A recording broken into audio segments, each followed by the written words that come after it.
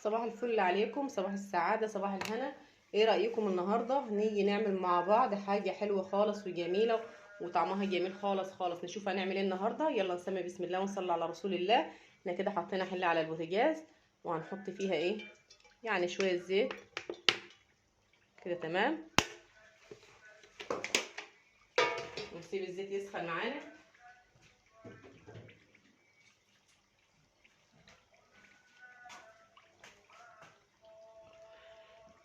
كده تمام، الزيت اهو ابتدى يسخن.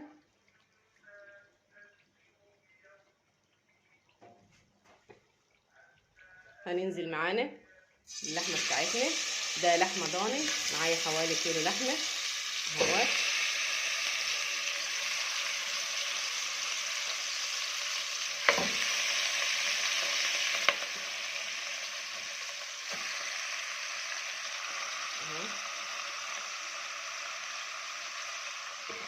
بسم الله ما شاء الله، اللهم بارك.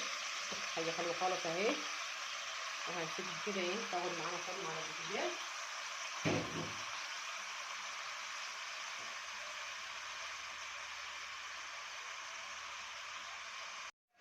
خلاص كده اهو، احنا هنقلب معاكم اللحمه بتاعتنا اهي. اتشوحت من جنب، اتشوح من الناحيه الثانيه اهي. تمام، خلاص كده اهي. وهننزل عليها بورقتين لورا وشويه فلفل اسود، حبه حلوين كده اهو.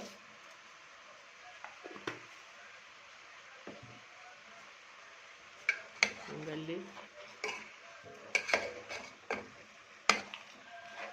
كده. تمام،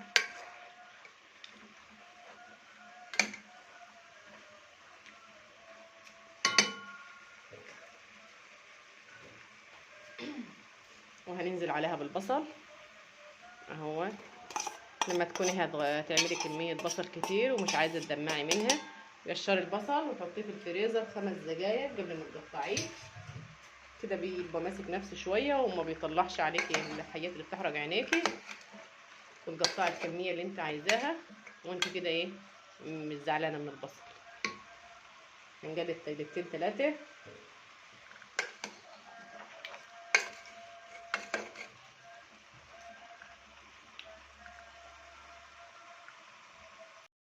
كده خلاص اللحمة بتاعتنا اتشوحت كمان شوية مع البصل. هننزل بقى بالخضار بتاعنا. اي خضار عندك انت بتحبيه وتفضليه. هننزل بكوساية، 4 كوسات كده متقطعين، وكمان عليهم جزرتين،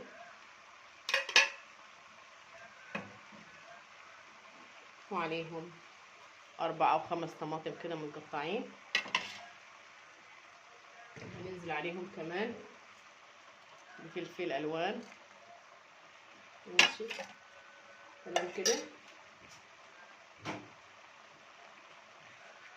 ومعانا قطعة من الفلفل سبايسي دي كفاية قوي.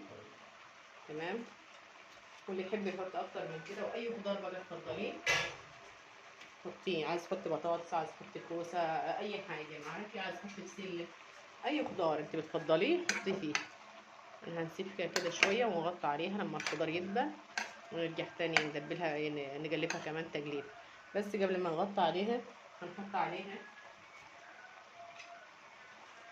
هنحط كمان شويه كمون مبخر عليها اهوت.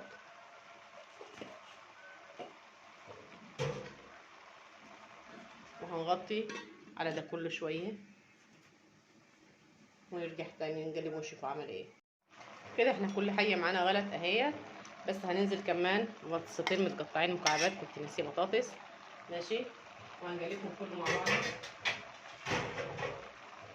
هنقلب تقليبه خفيفه كده، ندخل بس كل الخضار في بعضه كده اهو. تمام،